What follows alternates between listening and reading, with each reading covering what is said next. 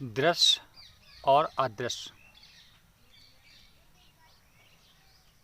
यह दो प्रकार के शब्द हैं और इन शब्दों का ठिकाना क्या है, इन शब्दों का उद्देश्य क्या है, इन शब्दों के बारे में मेरी निजी राय क्या है, आज हम इस वीडियो के माध्यम से यही जानने का प्रयास करेंगे।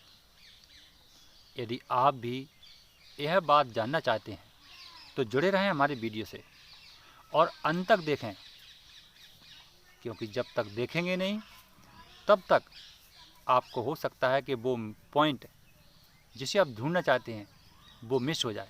इसलिए वीडियो को अंत तक देखें।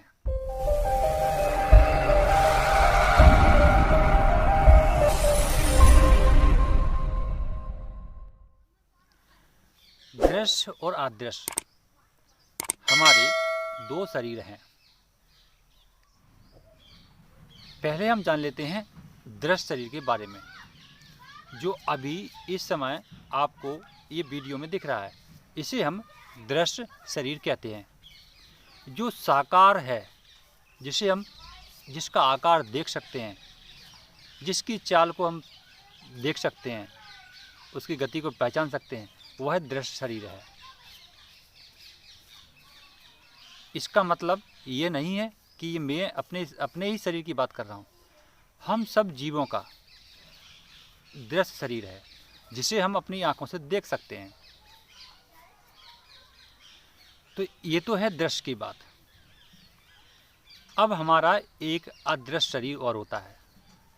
जैसे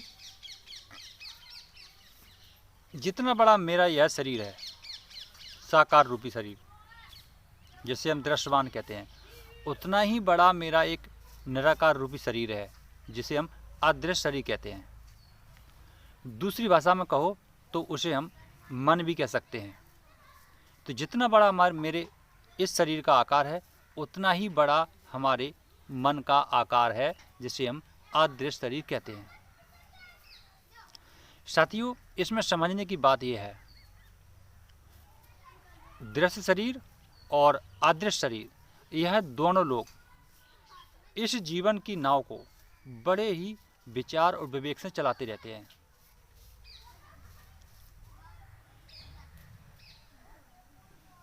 जब यह दृश्य शरीर अदृश्य शरीर की बात सुनता है तो यह नाव अंतिम लक्ष्य को पार कर जाती है। जब यह शरीर यानी दृश्य शरीर अदृश्य शरीर की बात नहीं सुनता है तो यह नाव बीच मझधार में गोता खाती है। हमारा जो नाम होता है वो नाम भी हमारे अदृश्य शरीर का ही होता है, दृश्य शरीर का नहीं होता है। दृश्य शरीर नाम की पहचान बनता है, लेकिन असली नाम जिसे हम पुकारते हैं वो अदृश्य शरीर का होता है। साथियों, अभी यहाँ पर ठंडा, बहुत मौसम ठंडा है, लेकिन मुझे ठंडी सी भी महसूस हो रही है, पर कर्म तो करना है। तो जब हमारा दृश्य शरीर होता है, दृश्य शरीर अदृश्य की बात को सुनता है, तो फिर यह दोनों बहुत अच्छे मित्र बन जाते हैं। और जब कोई मुझे पुकारता है, जैसे मेरा नाम दलबीर है, तो किसी ने मुझे पुकारा, तो सुनने वाला अदृश्य है और बोलने वाला दृश्य है। एक काम अदृश्य करता है एक शब्द में और एक काम दृश्य करता है। जैसे किसी ने मुझे मेरे नाम से बुलाया, तो सुनने वाला इसमें जो अदृश्य है वो उसकी आवाज़ को सुनेगा, और जो दृश्य है उसमें बोली गई आवाज़ को यह दृश्य उसको बोलकर सुनाएगा। तो ये दोनों लोग एक साथ अपने जीवन के काम करते हैं। इसका उदाहरण मैं आपको एक देता हूँ कि जिन लोगों के मन में ऐसा विचार चलता हो कि जो मैं बोल रहा हूँ वो यथार्थ नहीं है, गलत है, तो उनके लिए मैं एक पोजीशन देता हूँ कि जब आप सो जाते हैं या बेहोश हो जाते हैं या कोमा में चले जाते हैं, उस समय आप किसी के द्वारा बोली गई आवाज़ को क्यों नहीं सुन पाते हैं? क्योंकि उस समय शरीर, दृश्य शरीर अलग हो गया और अदृश्य अलग हो गया। ये दोनों अलग अलग काम करने लगे। ऐसे समय में इसे हम कहते हैं कि ये कोमा में चला गया है। तो इसका मतलब है कि अब जो सुनने वाला था वो इस शरीर से बाहर है। बस यह शरीर इसलिए निर्जीव पड़ा है।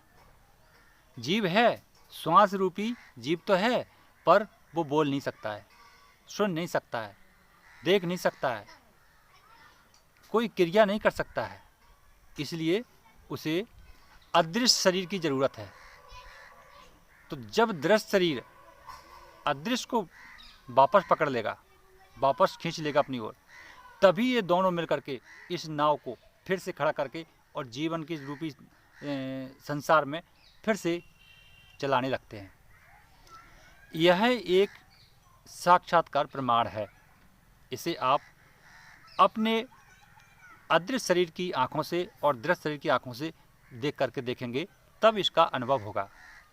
इसलिए दृश्य शरीर और अदृश्य शरीर यह जीवन को बड़े हिसाब से चलाते रहते हैं।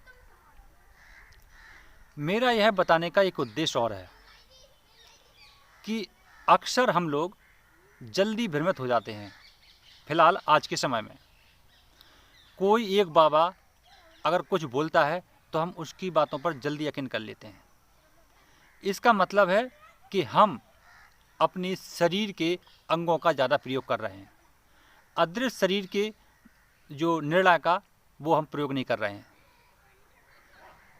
सुनी गई बातों पर प्रतिक्रिया करना यह हमारी बुद्धि का काम है, और सुनी गई बातों पर मंथन करके प्रतिक्रिया करना यह हमारे अदृश्य शरीर की विवेक का काम है।